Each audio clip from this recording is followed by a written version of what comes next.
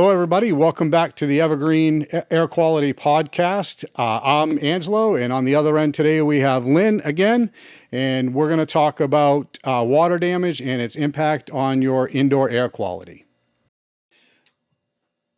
All righty. So we're going to start first with the different types of water damage. There's various types of water damage, such as plumbing leaks, roof leaks, flooding, and condensation. Some of the sources for those are, your natural disasters, which will directly affect flooding. Sometimes if there's wind involved in that, now you're dealing with potential roof leaks as well. And then you have other issues of poor construction. Sometimes it may not just be poor construction. Some of those plumbing fittings may not be properly soldered together. It could be also remediation work.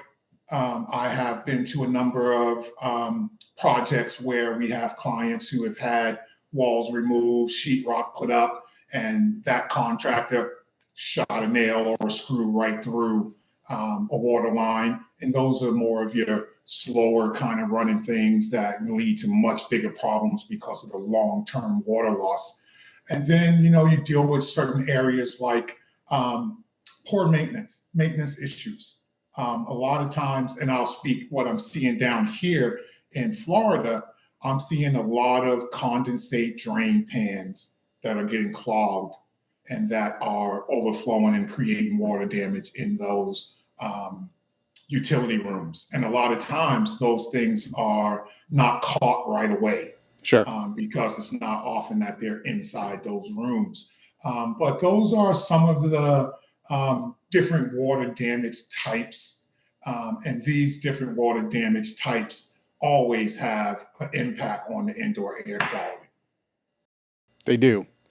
And I mean, that impact can start 48 to 72 hours after materials have started to get wet. If you're not in there, or if those materials aren't dried very quickly, or the drying process has begun, you are going to start to see mold growth on those materials that have been water damaged. It's going to happen on the contents. It's going to happen on the framing. It's going to be on the drywall.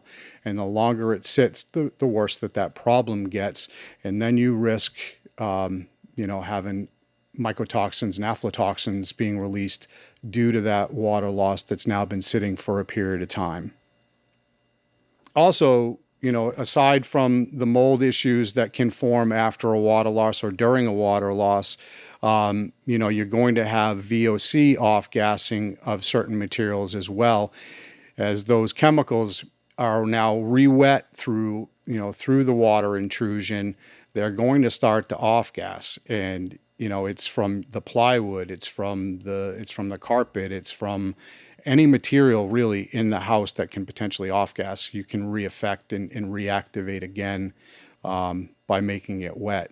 And obviously you don't want to be breathing the VOCs, and you certainly don't want to be respirating the mold spores from a water loss either. But I mean, if you don't get to it, we know that there are going to be a bunch of health effects from it. We talked about some of them in the last one. Lynn, I think you can touch on them again. Well, right before that, Angelo, just to throw a scenario out that recently happened, I was got called in by a restoration company about 2-3 weeks ago to take a quick look at a water loss that was going on. Nothing visual at the time. And then the homeowner was in a little bit of dispute. One of those condo association insurance, sure, your regular insurance, who covers what. So in the process, that wet environment stayed wet. They wouldn't allow the restoration company to put any equipment in. So we went back on this past Friday, and now that situation is a full-blown mold situation right now.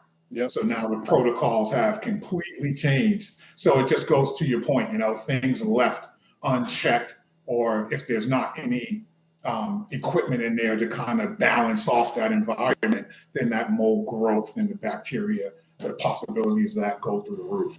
Yeah, I agree. I mean, it's incredibly important to get to it quickly and start that process the quicker you get to it, the better the results are going to be for everybody.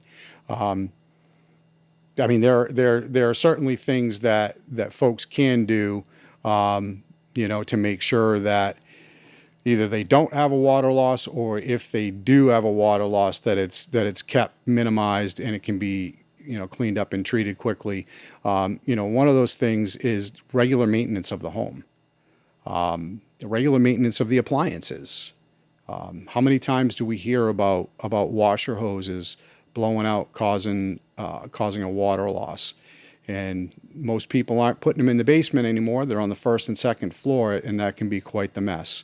A prompt response, recognizing that you do have an issue, recognizing whether it's inside of your ability to clean it up and dry it out properly. If it's outside of your ability, then you absolutely want to make sure that you're calling in the professionals as soon as you can, because they're going to come in